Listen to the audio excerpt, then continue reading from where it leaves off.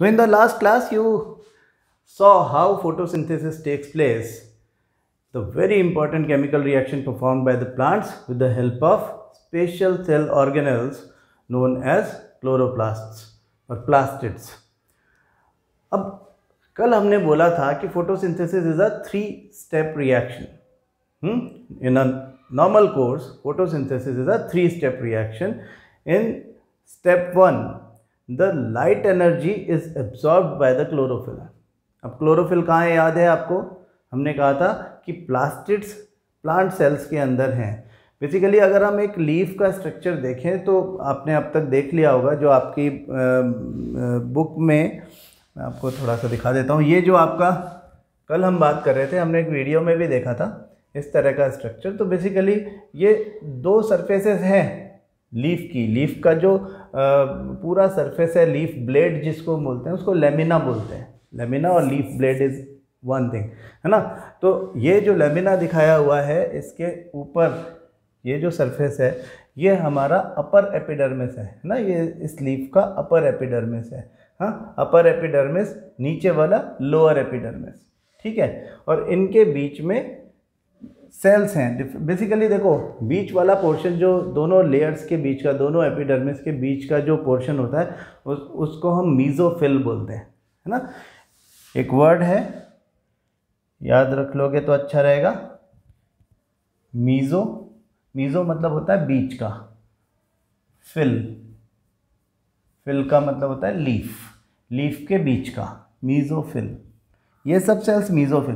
तो मीजोफिल में palisade sales हैं जिनमें क्लोरोप्लास्ट होते हैं. हम कह रहे थे कि ये क्लोरोप्लास्ट वाली सेल्स ही सेल डिवीज़न फोटोसिंथेसिस के लिए रिस्पॉन्सिबल है.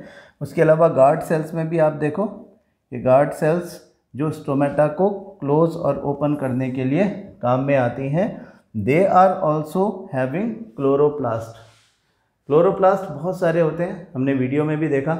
उनमें से हर किसी क्लोरोप्लास्ट के अंदर दो पार्ट्स हैं, एक तो ग्रैना और एक स्ट्रोमा. ग्रैना जो है वो डिस्क लाइक स्ट्रक्चर्स यानी थाइलेकॉइड से मिलके बने हुए हैं, और थाइलेकॉइड्स के अंदर ही क्लोरोफिल है. तो क्लोरोफिल में पहला स्टेप क्या हो रहा है कि एब्जॉर्प्शन ऑफ सनलाइट हो रहा है. सनलाइट एब्जॉर्ब कर रहा है क्लोरोफिल, और उसको हम एक्साइटेशन ऑफ क्लोरोफिल भी बोलते हैं. तो पहला स्टेप तो ये हुआ, सनलाइट का absorption. Step number 2, splitting of water into hydrogen and oxygen. हाँ, the light energy absorbed by the chlorophyll is converted into chemical energy. And step 3, जो वाटर हाइड्रोजन और ऑक्सीजन में डिवाइड हो गया था, स्प्लिट हो गया था, उसका hydrogen ion is taken to carbon dioxide with the help of NADP, that is nicotinamide adenine dinucleotide phosphate, that is a hydrogen ion carrier which carries hydrogen ion from grana to stroma, where carbon dioxide is waiting to create glucose. So carbon dioxide and hydrogen combine together to form glucose, and glucose is formed in stroma. ये बात हमने कल करी थी. और उसके बाद immediately after एक क्वेश्चन बनता है कि डेजर्ट प्लांट्स में किस तरह का एक स्पेशल टेक्निक यूज़ की जाती है for photosynthesis. Because desert plant में जो मतलब ऐसे प्लांट्स जो कि एकदम ड्राई एरिया में रहते हैं, जहाँ बारिश बहुत कम होती है, तो उनका प्रायोरिटी है वाटर कंजर्वेशन, पानी को बचा के रखना. उसके लिए कई तरह के अडेप्टेशंस होते हैं. उनमें से एक अडेप्टेशन ये भी है कि stomata are closed in the day time. Day time में स्टोमेटा क्लोज रहते हैं, और हमने कहा था कि the raw material for the photosynthesis process, that is carbon dioxide and water, are taken in by the plants by two different routes. Water is taken by the roots and the carbon dioxide is taken in with the help of stomata. Stomata बंद रहेंगे तो day time में carbon dioxide अंदर नहीं आएगी. तो हमारे दिमाग में एक नेचुरली एक सवाल आना चाहिए कि कार्बन डाइऑक्साइड अंदर आएगी ही नहीं, और रात को कार्बन डाइऑक्साइड आएगी, उस समय सनलाइट होगी ही नहीं, तो फिर फोटोसिंथेसिस डेजर्ट प्लांट में कैसे होगा? क्या डेजर्ट प्लांट अपना खाना खुद नहीं बनाते? क्या वो फोटोसिंथेसिस नहीं कर पाते? बिल्कुल कर पाते हैं. ये जो 3 स्टेप्स हैं, ये नेसेसरीली एक के बाद दूसरा हो, ये ज़रूरी नहीं. जो भी चीज़ पहले हो जाएगी हो जाएगी. डेजर्ट प्लांट्स के लिए क्वेश्चन पूछा जाता है कि ऐसा क्या स्पेशल मैकेनिज्म है डेजर्ट प्लांट्स में फोटोसिंथेसिस का. तो हम कहते हैं कि जब नाइट टाइम में स्टोमेटा ओपन होता है, हाँ, तो stomata takes the carbon dioxide in the night. जब भी खुलेगा तभी आएगी कार्बन डाइऑक्साइड, पहले तो आ नहीं सकती।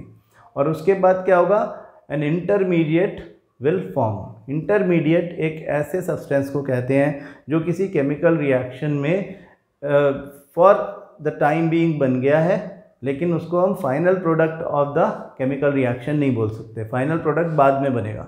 तो इंटरमीडिएट मतलब बीच का, ऐसा सब्सटेंस बन गया है। आपकी बुक में इंटरमीडिएट वर्ड ही यूज़ किया गया, इसलिए मैं इंटरमीडिएट वर्ड यूज़ कर रहा हूँ। वैसे ये मैलेइक एसिड होता है। मैलेइक एसिड वही एसिड है जो कि एप्पल में मिलता है, लेकिन आप ये बात नॉलेज के लिए ही समझ के रखें। आपको लिखना यही है कि in the night time when the stomata are open, carbon dioxide is taken in and an intermediate is formed which is acted upon by the sunlight in the day time। जब भी मॉर्निंग होगा, intermediate तो रात को बन गया है, तो it waits for the sunlight. जब सनलाइट आएगा तब फिर उसका आगे फर्दर प्रोसेस चालू होगा। तो 3 स्टेप्स जो हमने कल देखी थी, ये तीनों, absorption of light energy by chlorophyll, Number 2, conversion of light energy to chemical energy and splitting of water molecules into hydrogen and oxygen, we called it photohydrolysis। and number 3, reduction of carbon dioxide to carbohydrates, हाँ, मतलब glucose formation. Carbon dioxide में hydrogen के addition को हम reduction बोल सकते हैं। ये आप केमिस्ट्री में पढ़ चुके हो, केमिकल रिएक्शन चैप्टर में। तो first 2 steps of this procedure requires light. इनके लिए लाइट होना ज़रूरी है। सनलाइट के बिना अब्जॉर्प्शन ऑफ लाइट कोई सवाल ही नहीं उठता। Splitting of splitting of water with the help of the light, that is also not possible. तो लाइट क्योंकि ज़रूरी है, हम इसको लाइट रिएक्शन बोलते हैं। इन दोनों को मिला के हम लाइट रिएक्शन बोलते हैं। ये भी आपकी नॉलेज के लिए बता रहा हूँ आपको, आपकी बुक में नहीं लिखा है। और जो ये थर्ड, क्योंकि यहाँ पे सनलाइट के बिना भी होता रहेगा। क्यों होता रहेगा? क्योंकि अगर आपके पास H+ आयंस हैं और आपके पास कार्बन डाइऑक्साइड भी है, तो you don't require sunlight if you already have H+ ions. अब आप बोलोगे कि रात को जब स्प्लिटिंग नहीं होगा वाटर का, फोटोहाइड्रोलिसिस नहीं होगा, तो H+ कहाँ से आएगा? तो रात को नहीं आएगा, लेकिन दिन में तो बहुत सारा हुआ है ना, तो H+ आयंस उस समय आ जाएंगे, उस समय बन जाएंगे। H+ आयंस जो होंगे वो रहेंगे उधर। तो H+ आयंस और कार्बन डाइऑक्साइड मिलकर के ग्लूकोज बनाने की प्रोसीजर जो है वो रात को भी चलती रहती है। यानी ग्लूकोज का फॉर्मेशन दिन में भी चलता है, रात में भी चलता है। This reaction is known as dark reaction. तो ग्लूकोज डार्क रिएक्शन में बनता है और वाटर की स्प्लिटिंग लाइट रिएक्शन में होती है ना। ये आपको नॉलेज के लिए ध्यान रखना चाहिए। अब सबसे इम्पॉर्टेंट बात यह है कि ये स्टोमेटा जो है ये ओपन और क्लोज कैसे होता है। हाँ, स्टोमेटा कैसा दिखता है हमको? Stomata is basically an opening, we call it stomatal pore और simply stoma. Stoma is a single stomatal pore, हाँ, which is covered by 2 guard cells. ये 2 गार्ड सेल्स हैं which are kidney shaped cells. Kidney ऐसी होती है, हाँ, kidney shaped sales हम इनको बोलते हैं, जो दोनों तरफ से इस ओपनिंग को कवर करके रखती है। इसकी इनर वॉल थिक होती है, आउटर वॉल थिन होती है। हाँ, तो स्टोमेटा क्लोज कैसे होता है, ओपन कैसे होता है, ये हम with the help of a video देखेंगे। हाँ, with the help of a video हम ये समझने की कोशिश करेंगे कि stomatal opening and closing actually होती कैसे है। तो देखो, ये हमारे 2 स्टोमेटा हमको दिख रहे हैं, जो कि ये ओपन स्टोमेटा, ये क्लोज स्टोमेटा। जो ओपन स्टोमेटा है उसमें से बबल्स निकलते हुए दिख रहे हैं, मतलब कि हमें शो कर रहे हैं कि water in the form of vapour बाहर निकल जाता है, इससे कार्बन डाइऑक्साइड इसमें अंदर जा सकता है। जो स्टोमेटा क्लोज है उसमें तो कुछ भी ऐसा नहीं हो रहा है। तो अगर हम क्लोज स्टोमेटा को देखें तो उसमें हमें क्या क्या दिखता है? Flaccid guard cell. 9th class याद करो, फ्लैसिड का मतलब क्या होता है? फ्लैसिड मतलब पिचका हुआ, हाँ, फ्लैसिड मतलब श्रंक। यानी कि ऐसा कि जो बहुत ज़्यादा फूला हुआ ना हो, वो फ्लैसिड है। ऑपोजिट टू टर्जिड, जिसमें बहुत पानी वानी भर जाता है, उसको हम कहते हैं टर्जिड है ये सेल तो। और जिसमें से पानी निकल जाता है जब एक्सोस्मोसिस होता है, तो हम उसको बोलते हैं फ्लैसिड। तो इसका वाटर इसकी सराउंडिंग एपिडर्मल सेल को बट गया है, हाँ, उसमें चला गया है। तो इसके अंदर से वाटर क्योंकि निकल चुका है, तो इसके अब इसकी जो ये वाली जो जिसको हम बोलते हैं इनर सेल वॉल, वो जो थिक है वो ऐसे करके बंद हो चुकी है, हाँ, स्टोमा क्लोज्ड, मतलब अभी स्टोमा बंद है। तो बंद स्टोमा में कोई exchange of material, exchange of gases हो नहीं सकता है। लेकिन अगर हम यहाँ देखें तो यहाँ पर टर्जिड गार्ड सेल है। गार्ड सेल में मतलब वाटर आ गया है फ्रॉम द सराउंडिंग सेल्स, जो आसपास की सेल्स हैं उससे कुछ वाटर अंदर आ गया। वाटर अंदर आता क्यों है, हाँ, वाटर अंदर तब आएगा जब सराउंडिंग सेल्स में वाटर कंसंट्रेशन गार्ड सेल्स के कंपैरिजन में ज़्यादा होगा। तो खास करके जब डे टाइम होता है, देखो यहाँ पे आपको बहुत सारे छोटे छोटे प्लास्टिड्स दिखाई दे रहे हैं, हाँ, यानी कि गार्ड सेल्स के अंदर भी फोटोसिंथेसिस की प्रोसेस होती है और फोटोसिंथेसिस से बनता है ग्लूकोज। तो डे टाइम में जब ग्लूकोज बहुत सारा बनने लगता है तो ग्लूकोज की कंसंट्रेशन बढ़ने लगती है और उसमें फिर वाटर कंसंट्रेशन कम हो जाता है सेल के अंदर, गार्ड सेल के अंदर। तो गार्ड सेल के अंदर जब वाटर कंसंट्रेशन कम हो जाएगा तो वाटर फ्रॉम द सराउंडिंग्स इसके अंदर एंटर करेगा, हाँ, और जब इसके अंदर from the surroundings water enter करेगा तो टर्जिड हो जाएगी। टर्जिड हो जाएगी तो अंदर वाले पार्ट्स पे प्रेशर पड़ेगा। इसको ऐसे समझो कि अंदर से प्रेशर पड़ रहा है, पहले तो ये थिन सेल वॉल पे, तो ये तो स्ट्रेच होते होते बाहर जा रही है, बाहर जा रही है, फिर ये बंद है, अभी इस तरह से है ये, तो इस पर प्रेशर पड़ेगा बाहर की तरफ। जब बाहर वाली जो सेल वॉल है वो पूरी स्ट्रेच हो चुकी है तो फिर अंदर से अंदर की तरफ प्रेशर पड़ेगा, ऐसे अंदर से बाहर की तरफ, क्योंकि अंदर तो अब कुछ हो नहीं सकता, ये तो बंद ही है ऑलरेडी, ऐसा है ये तो ये ऐसे करके ओपन हो जाता है प्रेशर में। और जब ये प्रेशर में इस तरह से ओपन हो जाता है तो एक्सचेंज ऑफ गैसेस शुरू हो जाता है। तो ओपन स्टोमेटा में से वाटर बाहर निकलता है, जिसको हम बोलते हैं ट्रांसपिरेशन, जो कि ट्रांसपिरेशनल पुल के लिए रिस्पॉन्सिबल है, ट्रांसपोर्टेशन ऑफ वाटर के लिए रिस्पॉन्सिबल है। उसके अलावा ट्रांसपिरेशन प्रोसेस मतलब losing water in the form of vapour from the aerial parts of the plant, उसको हम बोलते हैं ट्रांसपिरेशन। आगे ट्रांसपोर्टेशन में ट्रांसपिरेशन के बारे में पढ़ेंगे। याद रखना ट्रांसपिरेशन की दो यूटिलिटी है, एक तो एसेंट ऑफ सैप, यानी कि यूजफुल सब्सटेंसेस को, खास करके वाटर एंड मिनरल को हम सैप बोलते हैं, तो सैप को स्टेम के थ्रू ऊपर तक लेकर के जाना, एक तो ये उसका काम है। दूसरा काम उसका है क्योंकि वो इवेपोरेशन के थ्रू वाटर लूज कर रहा है, और आपने 9th क्लास में पढ़ा है कि इवेपोरेशन का हमेशा कूलिंग इफेक्ट होता है। तो due to cooling effect of evaporation the surface of the plant also gets cool down. तो वाटर प्लांट का टेम्परेचर रेगुलेशन का काम भी with the help of stomata होता है। खैर यहाँ पर वो मुद्दा नहीं है, अभी हम वो चीज़ नहीं पढ़ रहे, अभी हम कुछ और समझने की कोशिश कर रहे हैं। हम ये समझने की कोशिश कर रहे हैं कि क्या हो रहा है इसके अंदर। तो ये थिक सेल वॉल, ये thin cell wall, the opening and closing of stomata depends upon turgidity और flaccidity of the guard cells. हाँ, वो जिस शेप में होंगे उस हिसाब से, जिस कंडीशन में होंगे उस हिसाब से ये ओपन होगा।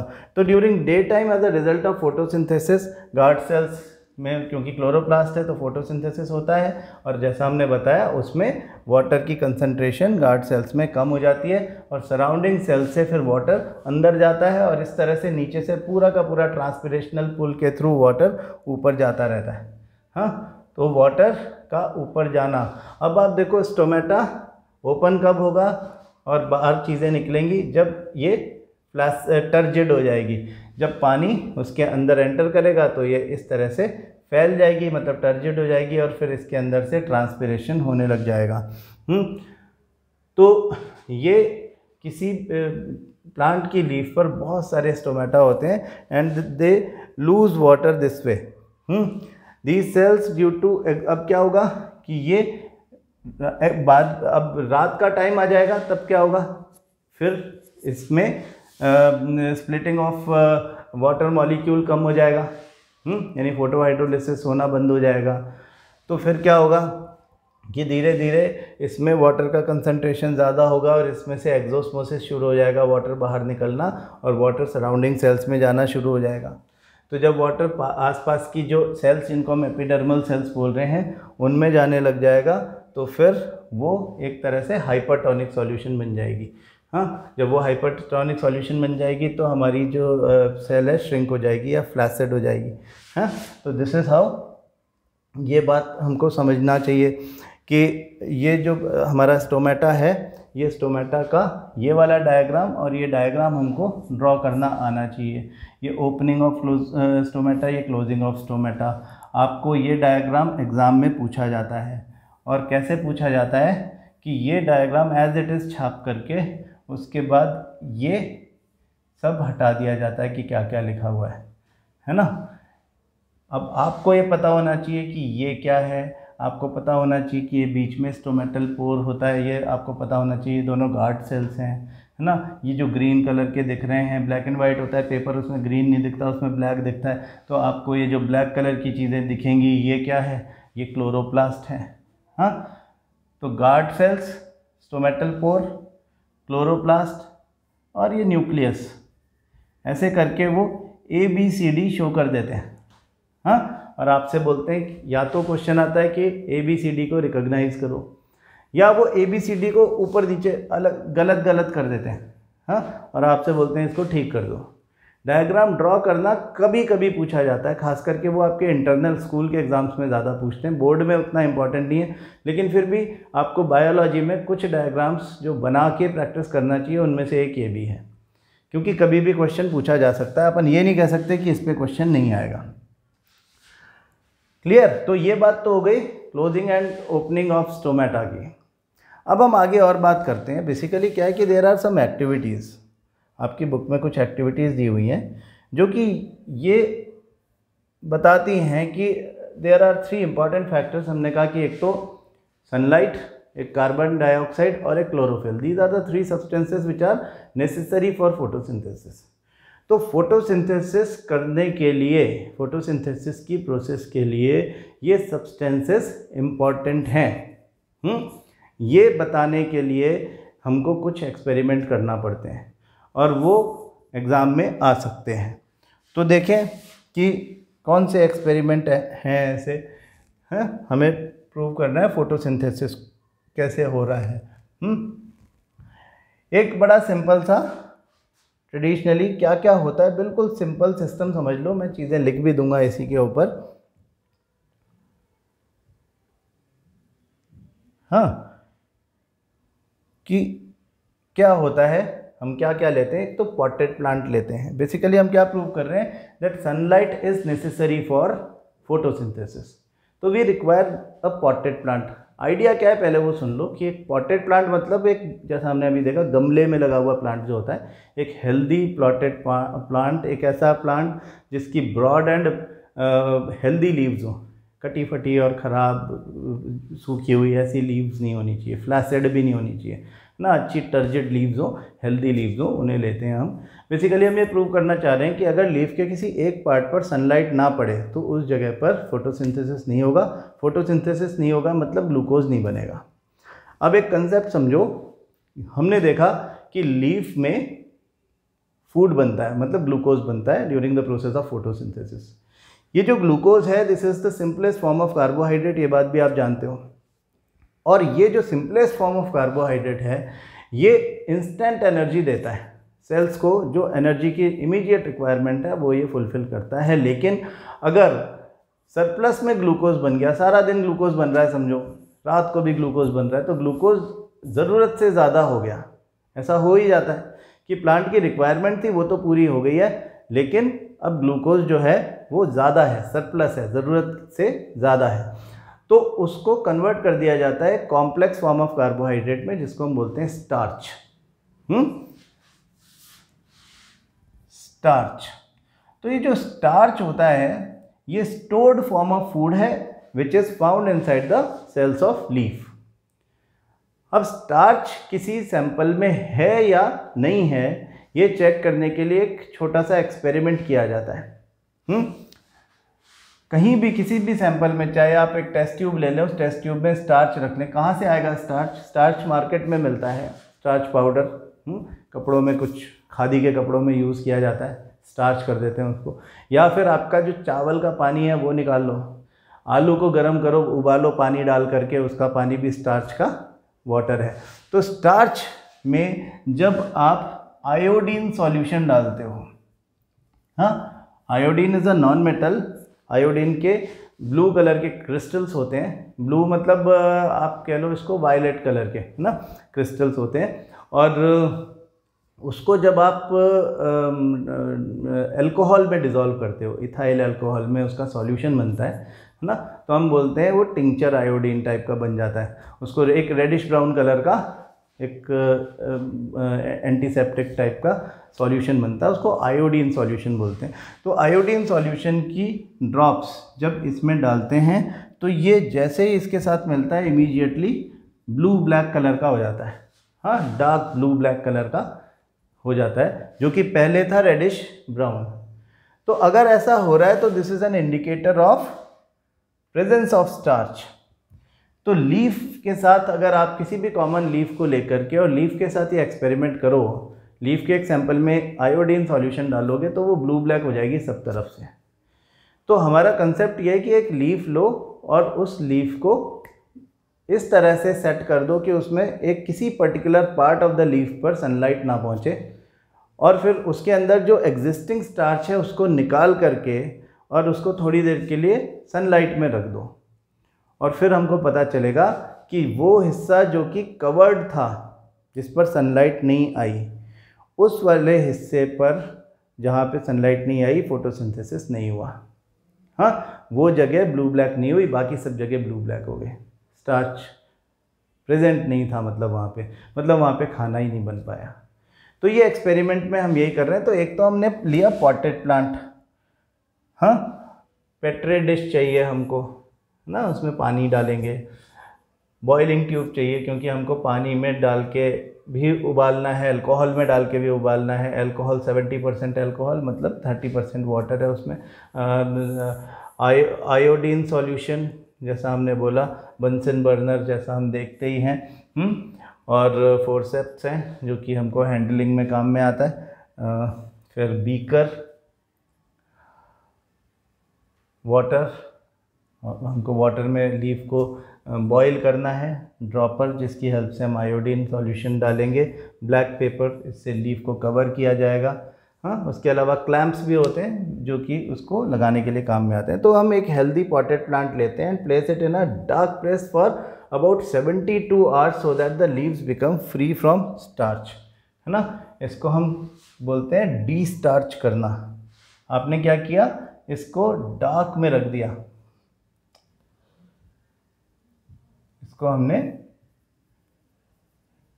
डार्क में रख दिया ना, अंधेरे में रख दिया, हाँ, फॉर अप्रॉक्सीमेटली 72 आवर्स। 72 आवर्स तक इसको आपने डार्क में रख दिया, मतलब सनलाइट की एब्सेंस में फोटोसिंथेसिस नहीं हो रही, खाना तो बन नहीं रहा। खाना नहीं बन रहा है तो फिर इसके अंदर जो स्टोर्ड स्टार्च है वो स्टार्च ग्लूकोज में कन्वर्ट होने लग जाएगा, और जब वो ग्लूकोज में कन्वर्ट होने लग जाएगा तो glucose will provide the energy to the cells of the leaf. तो क्या होगा फिर, स्टार्च धीरे धीरे कम होने लग जाएगा और होता होता ख़त्म हो जाएगा। तो इस स्टार्च का पूरी तरह से ख़त्म हो जाना, उसको हम बोलते हैं डी स्टार्च करना। तो हम क्या कर रहे हैं, we are destarching this plant. Destarch मतलब स्टार्च रिमूव कर देना फ्रॉम द लीफ। ऐसा क्यों कर रहे हैं, क्योंकि अगर स्टार्च रहेगा उसके अंदर तो फिर वो तो आयोडीन टेस्ट पॉजिटिव ही देगा हमेशा, हाँ। पहले उसको खाली करो, फिर उसके बाद उसको धूप में रखो तो पता चले कि कौन से पार्ट में सनलाइट की एब्सेंस में फूड बन नहीं पाया, फोटोसिंथेसिस हो नहीं पाया। अगर पुराना स्टार्च पड़ा रहेगा तो वहाँ पे आपने 72 आवर्स के बाद में अगर उसको रखा भी, अगर स्टार्च पहले से पड़ा होता तो पूरी की पूरी लीफ ब्लैक हो जाएगी ना। तो इसलिए पहला काम है इसको डी स्टार्च करना। तो ये हम इसको डी स्टार्च कर देते हैं। फिर क्या होगा, डी स्टार्च करने के बाद में अब हमको क्या चाहिए कि 72 आवर्स तक हमने छोड़ दिया उसको, तो उसका स्टार्च सारा खर्च करवा दिया हमने। अब हम कोई भी एक हेल्दी लीफ चूज़ करेंगे इसमें से, है ना, और फिर उसमें उसका एक पोर्शन जो होगा उसको दोनों तरफ से ब्लैक पेपर से कवर कर लेंगे। हाँ, और फिर उसको few hours 6 to 7 hours maximum हम उसको वापस सनलाइट में रख देंगे। हाँ, तो आफ्टर अ फ्यू आवर्स और 5 to 6 आवर्स या 6-7 आवर्स उसके बाद हम इसको ले चलेंगे, ब्लैक पेपर रिमूव कर देंगे। और अब इस लीफ को हमने प्लांट में से प्लग कर लिया, मतलब अलग कर लिया। इसको वाटर में बॉईल करना है। We will boil this in water for few minutes. Why? Because इसके अंदर जो सेल्स हैं वो अब हमको चाहिए कि वो डेड हो जाए ना। हम इसके अंदर की जो सेल्स डेड हो जाएंगी बॉइलिंग से, और इनके अंदर जो सेल वॉल्स लूज़ हो जाएंगी, सेल वॉल्स लूज़ हो जाएंगी, तो आपका आयोडीन हर जगह तक पहुंच पाएगा। एक्टिव सेल्स में जो कि लिविंग सेल्स होती हैं उसमें जो सेलेक्टिवली परमिएबल मेम्ब्रेन होती है उसकी, वो हर चीज़ को अंदर आना अलाउ करती नहीं है। तो आपका स्टार्च टेस्ट ठीक से करना है तो आपको लीफ को सबसे पहले बॉईल कर देना चाहिए, सो दैट इसका जो सेल वॉल वगैरह है, इसके जो टिश्यू है वो सॉफ्ट हो जाए, है ना। ये बेसिकली सॉफ्टनिंग के लिए होता है और कोई ख़ास बात नहीं है। फिर पहले इसको बॉइलिंग वाटर में डायरेक्ट हमने इसको बॉईल किया, फिर उसके बाद इस लीफ को इससे निकाल के अल्कोहल में डालते हैं। This process is known as decolourisation. बहुत इंपॉर्टेंट बात है, याद रखना। डीकलराइजेशन यानी इसका क्लोरोफिल रिमूव करना, रिमूवल ऑफ क्लोरोफिल। क्योंकि अगर आप क्लोरोफिल को रिमूव नहीं करोगे तो ड्यूरिंग आयोडीन टेस्ट वो इंटरफेयर करेगा। आप कंफ्यूज रहोगे कि ये कौन सा कलर, वो भी क्योंकि पिगमेंट है तो वो भी डार्क कलर दिखाएगा, और आपको पता नहीं चलेगा कि ये आयोडीन की वजह से स्टार्च की प्रेजेंस पता चल रही है या ये क्लोरोफिल है ना। तो क्लोरोफिल अगर हम सारा निकाल दें तो ज़्यादा अच्छा है। बॉइलिंग वाटर में क्लोरोफिल नहीं निकलता क्योंकि क्लोरोफिल जो है वो अल्कोहल में सॉल्युबल है, वाटर में सॉल्युबल नहीं है। क्लोरोफिल जो है वो अल्कोहल में, इथेनॉल में सॉल्युबल है, वाटर में सॉल्युबल नहीं है, क्योंकि वो एक कोवेलेंट कंपाउंड है। कोवेलेंट कंपाउंड क्या होते हैं, कार्बन चैप्टर में सीखेंगे। हाँ, कोवेलेंट कंपाउंड जो होते हैं वो वाटर में डिज़ोल्व नहीं होते हैं, वो डिज़ोल्व होते हैं इनमें पोलर, ये जो कोवेलेंट सॉल्वेंट्स में। तो अल्कोहल एक कोवेलेंट सॉल्वेंट है, उसमें डिज़ोल्व होगा, इसलिए हमने इसको अल्कोहल में डाला। तो एक बात तो ये कि क्यों किया है, हाँ, डीकलराइजेशन क्यों किया है, दिस प्रोसेस। और डीकलराइजेशन क्या है, रिमूवल ऑफ क्लोरोफिल है। क्यों किया है आपको पता चल गया। तीसरी इंपॉर्टेंट बात कि इसको इनडायरेक्ट हीट क्यों दे रहे हैं। This type of setup is known as water bath. इसको हम बोलते हैं, नाम याद रखना, वाटर बाथ। हाँ, to give indirect heat. Indirect heat देने के लिए टू द लीफ हम उसको इनडायरेक्ट हीट दे रहे हैं। इनडायरेक्ट कैसे, कि we are actually heating water in the beaker, and from this boiling water this ethanol inside the boiling tube जिसमें हमने लीफ डाली हुई है is heated। तो why we are giving indirect heat, water bath पे क्यों गर्म कर रहे हैं, डायरेक्ट क्यों नहीं इसको टेस्ट ट्यूब को या बॉइलिंग ट्यूब को डायरेक्ट गर्म क्यों नहीं कर देते। वो इसलिए नहीं करते बिकॉज इथेनॉल जो हमने इसमें अल्कोहल डाला है उसका नाम क्या है, इथेनॉल। ये भी हम कार्बन में सीखेंगे। तो ये जो इथेनॉल है दिस इज हाईली इन्फ्लेमेबल। ये इसकी फ्यूम्स से भी आग पकड़ सकती है, इसकी फ्यूम्स भी आग पकड़ सकती है। तो हम इसको डायरेक्ट हीट देने के बजाय इसको इनडायरेक्ट हीट दे रहे हैं, गर्म पानी में रख के गर्म कर रहे हैं उसको।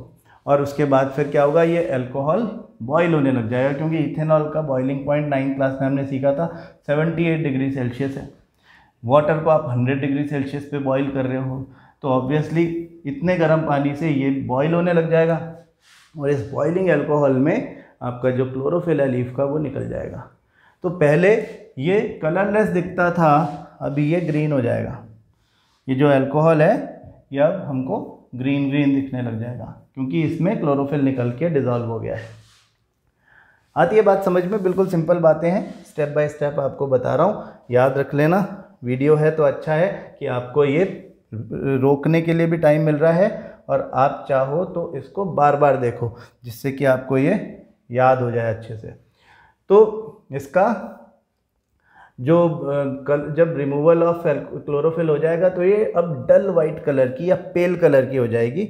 इसको पानी में वॉश करके पेट्री डिश में रखते हैं। Now with the help of a dropper हम इसमें आयोडीन सॉल्यूशन डालते हैं, तो हमें क्या दिखता है, देखो कि केवल वो जगह that was covered with the black strip, वो पोर्शन जो है वो खुला रह गया, वो जो बंद कर दिया था, वहाँ पर ब्लू ब्लैक कलर नहीं आया, बाकी सब जगह ब्लू ब्लैक कलर आ गया। क्या मतलब है इसका मतलब ये है कि ओनली एट दिस पोर्शन, ये वाला जो पार्ट है बीच वाला, इस जगह पर स्टार्च नहीं था, बाकी सब जगह ब्लू ब्लैक कलर आ गया, बाकी सब जगह स्टार्च था। तो स्टार्च है मतलब फोटोसिंथेसिस हुआ है, स्टार्च नहीं है, कलर ब्लैक नहीं हुआ मतलब फोटोसिंथेसिस नहीं हुआ। फोटोसिंथेसिस नहीं हुआ मतलब क्यों नहीं हुआ, क्योंकि सनलाइट नहीं पहुंची। तो this proves that sunlight is necessary for photosynthesis. क्या हमारा कंक्लूजन होगा, वो कंक्लूजन देख लेते हैं एक बार।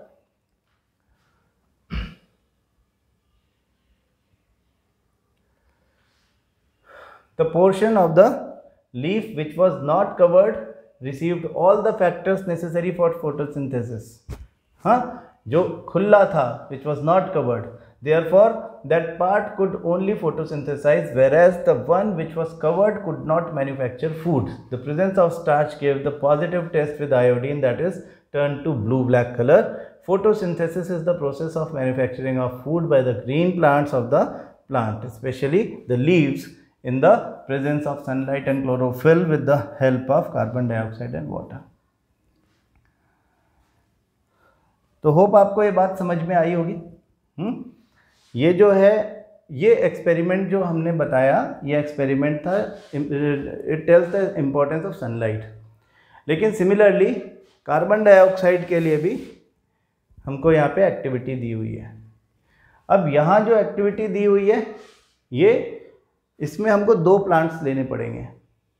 दोनों को बेल जार में रखा हुआ है, वॉच ग्लास अंदर एक रख दिया जिसके अंदर पोटेशियम हाइड्रोक्साइड और KOH रख दिया हुआ है। पोटेशियम हाइड्रोक्साइड की टेंडेंसी है कि वो कार्बन डाइऑक्साइड के साथ में रिएक्ट करता है। KOH और कार्बन डाइऑक्साइड की रिएक्शन होगी तो पोटेशियम कार्बोनेट बन जाएगा, यानी कार्बन डाइऑक्साइड को ये कंज्यूम कर लेगा पोटेशियम कार्बोनेट बनाने के लिए। तो जिस कंटेनर में इस तरह एक जगह जहाँ पे KOH रखा हुआ है, वहाँ पे कार्बन डाइऑक्साइड रह नहीं सकती, कार्बन डाइऑक्साइड खर्च हो जाएगी। तो this plant is deprived of carbon dioxide, यानी इस वाले प्लांट को कार्बन डाइऑक्साइड नहीं मिल रही है, बाकी सनलाइट भी मिल रही है, सब कुछ मिल रहा है, पानी भी मिल रहा है, लेकिन कार्बन डाइऑक्साइड नहीं मिल रही है। और उस वाले को रखा हमने बेल जार में ही, लेकिन सब मिल रहा है, पानी भी मिल रहा है और सनलाइट भी मिल रही है और कार्बन डाइऑक्साइड भी मिल रही है। तो हम इसकी लीफ का सेम प्रोसीजर से आयोडीन टेस्ट करेंगे, यानी पहले बॉइलिंग वाटर में एक लीफ को तोड़ के डालेंगे, फिर उसके बाद इनडायरेक्ट हीट दे करके उसका क्लोरोफिल निकाल देंगे, decolourisation with the help of ethanol करेंगे, और फिर उसको वाटर में वॉश करके आयोडीन टेस्ट करेंगे। तो क्या पता चलेगा कि leaves of this plant will remain pale, वो ब्लू ब्लैक नहीं होगी, जबकि leaf of this plant will become blue black, यानी इन्होंने तो फोटोसिंथेसिस किया, इन्होंने तो नहीं किया। बाकी प्रोसीजर सब सेम है, यानी इसको 72 आवर्स के लिए रखना पड़ेगा डार्क प्लेस में, डीस्टार्च करना पड़ेगा, लेकिन इसके अब सनलाइट तो इनको सब पूरी मिलने दो दोनों को, लेकिन कार्बन डाइऑक्साइड ना मिले उसके लिए एक प्लांट को हम KOH वाले सॉल्यूशन उसके साथ में रख देते हैं। KOH reacts with carbon dioxide to form potassium carbonate, साथ में वाटर भी बन जाता है, और कार्बन डाइऑक्साइड को कहते हैं कि ये एब्जॉर्ब कर लेता है। एब्जॉर्ब करने का लेकिन मतलब समझो केमिकली एब्जॉर्ब करेगा, केमिकल रिएक्शन करेगा। ये तो एक बात है। जो पॉपुलर एक्सपेरिमेंट इसका एक और है, जिसमें हम इसका एक पार्ट किसी एक ही लीफ का, क्योंकि देखो ये दो अलग अलग लीफ हैं, दो प्लांट हैं, हम एक ही प्लांट लें और उस प्लांट के साथ अगर ये एक्सपेरिमेंट करें तो उसकी लीफ को हम एक बॉटल में इस तरह से रख दें कि उस लीफ का एक पार्ट तो KOH के कांटेक्ट में रहे और दूसरा KOH से के कांटेक्ट में ना रहे, KOH के इन्फ्लुएंस में ना रहे।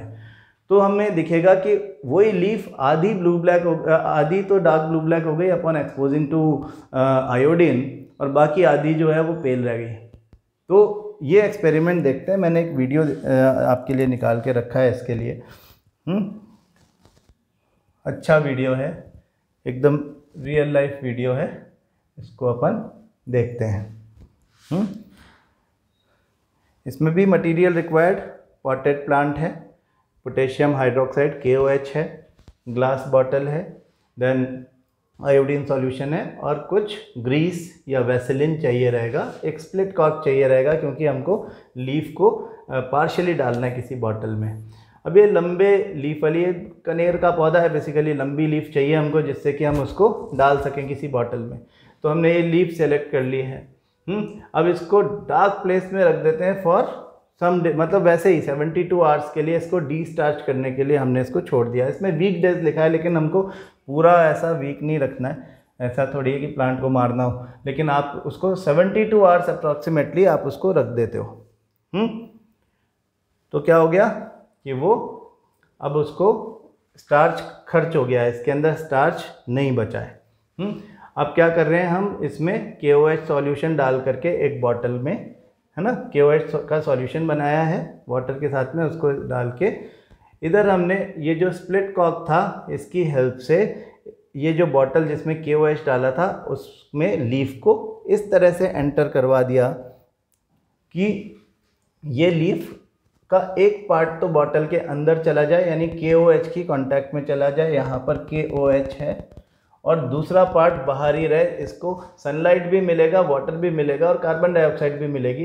And the part of the leaf which is inside the bottle will not get anything, मतलब will not get carbon dioxide.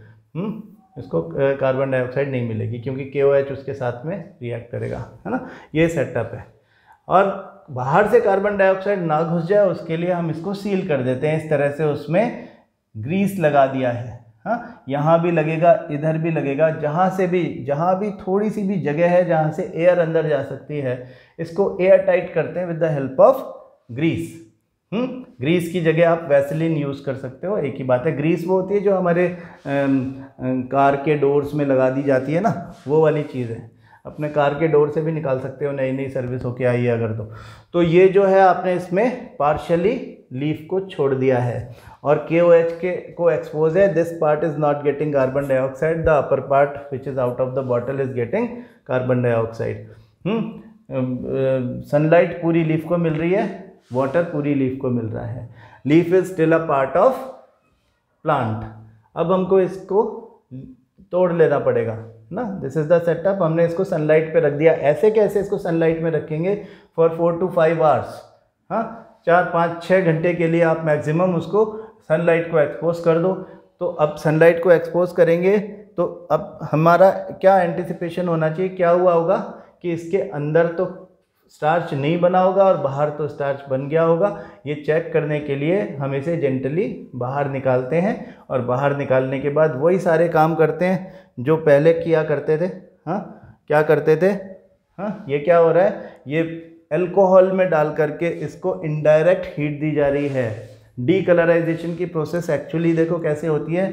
आपकी लीफ किस तरह से पेल हो जाती है। मतलब ये जो लीफ है इसका क्लोरोफिल गायब हो गया है। इसको हम गर्म करेंगे तो जैसे जैसे ये बॉईल होता जाएगा इथेनॉल, वैसे वैसे इसका क्लोरोफिल जो है वो रिमूव होता जाएगा। अब हमने क्या किया, इसको पेट्री डिश में रखा, साफ़ किया, और इसके अंदर हमने आयोडीन का सॉल्यूशन, इस पे पूरे इसकी सरफेस पर आयोडीन का सॉल्यूशन लगा देते हैं। हाँ, क्योंकि आयोडीन को एक्चुअली अंदर जाने में थोड़ा सा टाइम लगता है, तो ये इंस्टेंटेनियसली ब्लू ब्लैक नहीं होता है। इट टेक्स सम मिनट्स, थोड़ा सा टाइम इसको लग जाएगा। After few minutes when we watch it, इसको थोड़ी देर के बाद में जब हम देखेंगे तो हमको दिखाई देगा कि इसका जो कलर है वो half the leaf which was out of the bottle वो हो गया है ब्लू ब्लैक, और जो बाद वाला जो पोर्शन बाहर था वो पोर्शन पेल ही रह गया। देखो कैसा हो गया। आपको कंसेप्ट समझ में आ गया कि blue black colour after iodine test indicates the presence of starch. ठीक है, तो ये बहुत इंपॉर्टेंट बातें हैं जो कि आपको नॉलेज होना चाहिए। यही चीज़ तीसरी हमारी वेरीगेटेड लीव्स के साथ होती है। यानी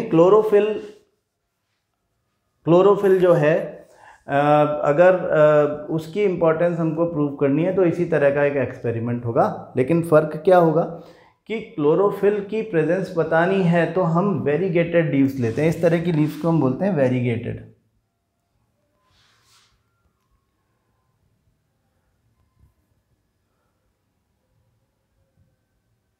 वेरीगेटेड का मतलब क्या होता है? Variegated leaves are the ones which have non uniform distribution of chlorophyll. Chlorophyll का डिस्ट्रीब्यूशन नॉन यूनिफॉर्म है, मतलब कुछ पार्ट्स में तो क्लोरोफिल है और कुछ पार्ट्स में नहीं है। तो ये लीफ जो है इसमें आपको कुछ खास नहीं करना है, आपको सिर्फ इसको सीधे डीकलराइज करना है, जैसे हम अभी करते आए हैं। डीकलराइज कर दो आप उसको, यानी कि उसको इथेनॉल में डाल करके उसको बॉईल करो, बाकी सारी जगह से भी क्लोरोफिल निकल जाएगा।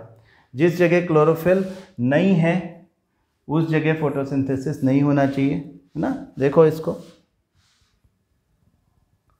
है ना, आपकी बुक में भी यही वाला दिया हुआ रहेगा, ये वाली आपकी बुक में दी हुई है।